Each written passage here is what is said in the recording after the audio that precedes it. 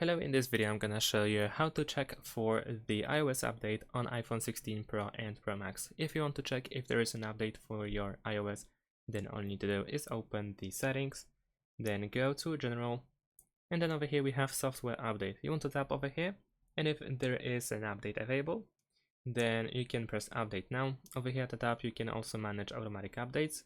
So we have the option to make iOS updates. We can also automatically install, because at first we have the installation settings and at the bottom we have the download settings.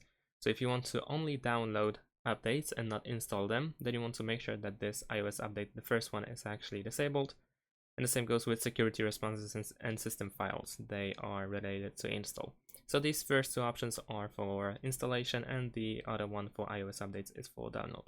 If you don't want to automatically download updates, then of course we can turn this option off. So press Update Now, enter the passcode, and there we go. Now we should be able to update our iOS. And that's pretty much it. Thanks for watching, leave a like and subscribe to my channel, and see you in my next videos. Bye!